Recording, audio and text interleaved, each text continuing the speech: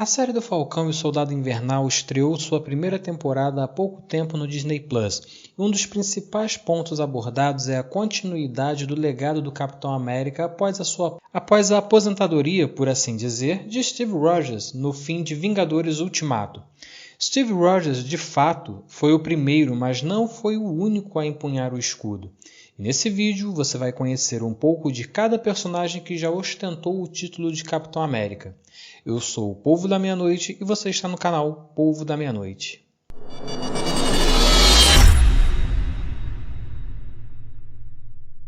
Para muitos fãs da Marvel, e eu me incluo nessa, Steve Rogers é simplesmente o Capitão América. O homem e o manto são geralmente considerados inseparáveis. Isso, em grande parte, se deve porque Rogers, embora não seja perfeito, incorporou todos os ideais que definiram o Capitão América como uma entidade. Ele era corajoso, altruísta e compassivo, características que nem todos os personagens da lista da Marvel podem cumprir.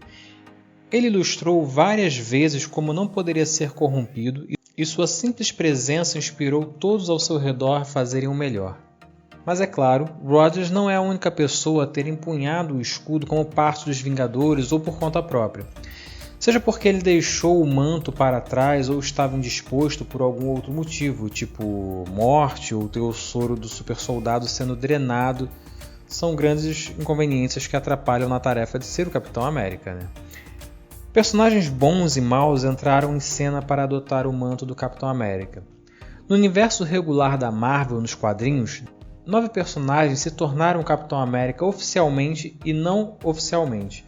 Existem os nomes mais óbvios, mas também as histórias de alguns personagens obscuros que tentaram se apresentar e ser o melhor Capitão América que puderam ser, com vários graus aí de sucesso. Nem todo mundo pode ser Steve Rogers, e enquanto alguns conseguiram viver de acordo com o código de conduta do Capitão, outros falharam drasticamente. E aqui estão a história de todos que se tornaram o Capitão América. A começar, é claro, pelo homem, pelo mito, Steve Rogers. Desesperado para lutar contra os nazistas, mas incapaz de se alistar devido às suas inúmeras condições de saúde, Steve Rogers voluntariamente se ofereceu para o projeto Renascimento, o programa de super soldado liderado pelo professor Abraham Erskine, em 1941. Erskine foi capaz de transformar Rogers usando uma mistura experimental do soro do super soldado. E a partir daí, ele começou seu treinamento para se tornar um verdadeiro soldado. Rogers lutou durante a Segunda Guerra Mundial, atuando nos cinemas da Europa e do Pacífico ao lado de seu parceiro Buck Barnes. Infelizmente, no final do conflito, presumiu-se que Rogers e Buck morreram desarmando um poderoso foguete lançado por Heinrich Zemo, que se dirigia para as Ilhas Britânicas. Rogers entrou em animação suspensa e mais tarde foi descongelado pelos Vingadores após uma batalha com Namor anos depois. Como um homem fora do tempo, Rogers mais uma vez assumiu o manto do Capitão América e se tornou um dos primeiros heróis da era Marvel, liderando os Vingadores e lutando contra vilões antigos e novos.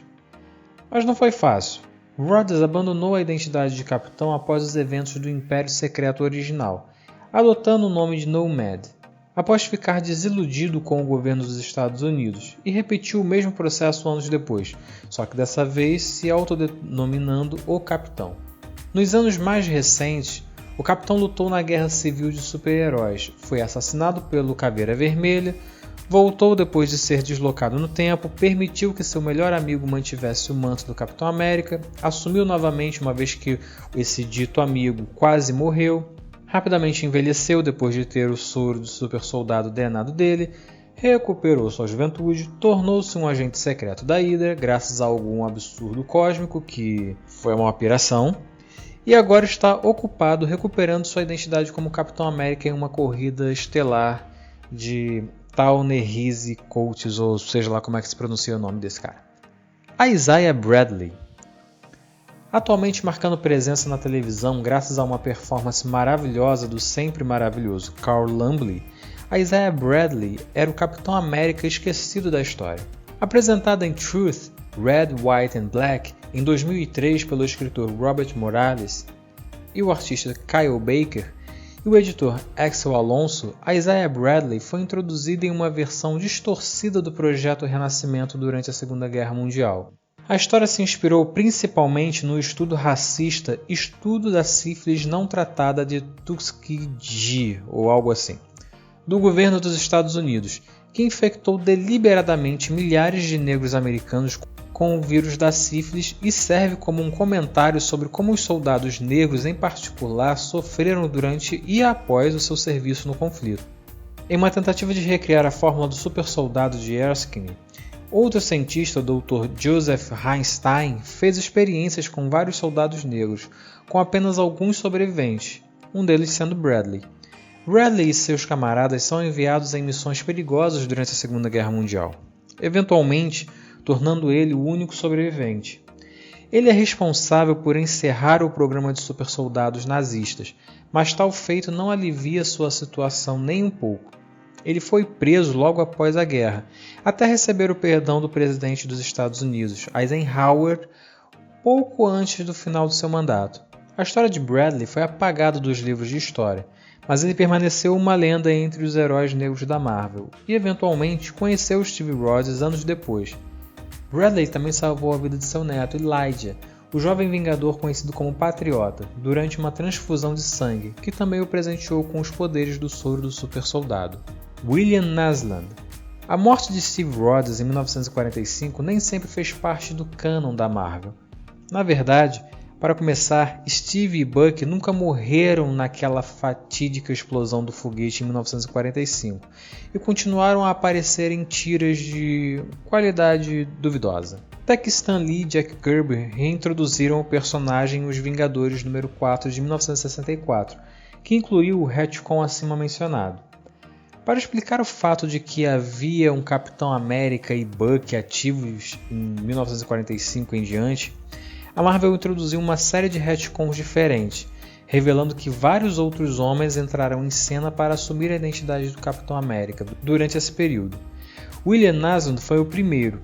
Naslund foi outro super-herói patriótico que atendia pelo nome de Espírito de 76, modelando seu visual em um revolucionário americano do final do século XVIII. Ele fazia parte de uma equipe chamada Crusaders, outro supergrupo da Segunda Guerra Mundial que estava ativo ao lado dos próprios invasores do Capitão América. Após a suposta morte de Steve e Bucky, o governo dos Estados Unidos recorreu a Naslund como sua primeira escolha para herdar o manto de Capitão América. Naslund, tendo obviamente se inspirado em Rogers ao adotar seu antigo manto, aceitou de bom grado a responsabilidade. No entanto, seu mandato como capitão foi breve, encontrando seu fim tragicamente apenas um ano depois de que ele pegou o escudo, em 1946, quando foi morto por um androide que tentava assassinar um jovem John F. Kennedy. Geoffrey Mace. Após a morte de Naslund, o governo se voltou para Geoffrey Mace. Ao contrário de Naslund, Mace foi um personagem que foi realmente criado durante a Segunda Guerra Mundial por Ray Gill e George Mandel. Seu título de super-herói era o Patriota, e embora ele não tivesse muita, se alguma, interação com o Capitão América durante o conflito, os destinos dos personagens se entrelaçaram por meio de um retcon introduzido na década de 1970. Mace assumiu o manto de Capitão América logo após a morte de Naslund, e realmente sobreviveu ao mandato original de Rogers como capitão, aposentando-se do cargo no início dos anos 50. Mace estava totalmente ciente da responsabilidade que estava assumindo e, como Naslund, reverenciava profundamente Steve Rogers, com o personagem ainda mais tarde recebendo uma releitura aprofundada de seu tempo como capitão em Capitão América Patriota, de Carl Castle e Mitch Breithauser, que foi publicado em 2010. Após uma aposentadoria bem merecida, Mace infelizmente faleceu de câncer em Capitão América 285, com Rogers permanecendo ao seu lado até o fim. William Burnside. E é aqui que as substituições de Capitão América começam a dar errado, terrivelmente errado. Então, como foi mencionado anteriormente, antes do Capitão fazer seu grande retorno em Os Vingadores em 1964, cortesia de Stan Lee e Jack Kirby, ele e Bucky sobreviveram originalmente aos eventos da guerra e começaram a embarcar no que eu gostaria de chamar de anos loucos. À medida que os Estados Unidos mudaram sua atenção da oposição à ameaça do fascismo para ficar realmente ansiosos com a União Soviética e a disseminação do comunismo, o mesmo aconteceu com o Capitão América. O personagem foi reintroduzido no início dos anos 50 como Capitão América Comet Smasher, o quadrinho da Marvel da era do susto vermelho por excelência que era tão ruim quanto parece. A história em quadrinhos revela como um homem chamado William Burnside idolatrava o Capitão durante a Segunda Guerra Mundial e eventualmente descobriu seu verdadeiro destino. A partir daí, ele abordou o governo para se tornar a nova encarnação do herói, até mudando legalmente seu nome para Steve Rogers e se submetendo a uma cirurgia facial para combinar com sua aparência. O governo se afasta no meio do caminho, mas Burnside consegue recrutar James Monroe para ser seu Bucky. Eles tomam o soro do super soldado sem os elementos mais importantes e acabam ficando um pouco loucos, tendo apenas lições de nível superficial do exemplo de Rogers e incorporando todo o chauvinismo e dogma nacionalista ao qual o Capitão originalmente se opôs. Burnside e Monroe são colocados em animação suspensa, mas são liberados anos depois para atacar Rogers e Sam Wilson. Burnside sofre uma lavagem cerebral para assumir o alter ego supervilão do grande diretor, adotando abertamente a ideologia da supremacia branca, antes de finalmente quase perder sua vida em uma batalha com Rogers, onde ele então recebe uma nova identidade do governo após sua morte ser falsificada. Roscoe Simmons. Outros tentaram preencher o vazio que Rogers deixou para trás, mas os dois substitutos imediatos, Bob Russo e Scar Turpin, falharam, e é aí que Roscoe Simmons entra. Simmons idolatrava o Capitão América e se esforçou para se tornar o substituto oficial de Rogers. Falcão ficou meio cético, mas Steve deu a Roscoe sua bênção no formato do escudo. Simmons havia realizado seu sonho, mas esse sonho foi tragicamente interrompido quando o Caveira Vermelha o torturou e o assassinou por ser um falso Capitão América. Isso acabaria por forçar Rogers a reassumir seu título de capitão, embora não fosse a última vez que ele se afastou das estrelas ilustras. John Walker. Para quem acompanhou ou está acompanhando a primeira temporada de Falcão e o Soldado Invernal, o nome John Walker, vivido na série por Wyatt Russell, não é nenhuma novidade. John Walker não só existe nos quadrinhos, como é indiscutivelmente o mais famoso de todos os substitutos do Capitão, que surgiram fora do círculo imediato de Steve Rogers. Sua representação na tela não é bem o que é visto nos quadrinhos, onde Walker emerge primeiro como alguém que acredita que Rogers já passou da idade e precisa ser substituído, ao contrário de alguém que assume obedientemente e, meio a contragosto, o manto quando pressionado pelo governo. John Walker, como sua representação na tela, era um veterano de combate. No entanto, nos quadrinhos, Walker ganha seus poderes diretamente do Power Broker e então se torna o herói patrocinado por particulares, conhecido como superpatriotas. Após a Comissão de Atividades Superhumanas entrar em cena para argumentar que Steve Rogers deveria responder diretamente ao governo, ele abandona o manto de Capitão América e a comissão o substitui por Walker. Walker rapidamente prova ser um capitão capaz, mas ele é 2 vezes mais implacável que Rogers e é a quantidade certa de ignorância ambulante para ser manipulado pelas instituições a que serve.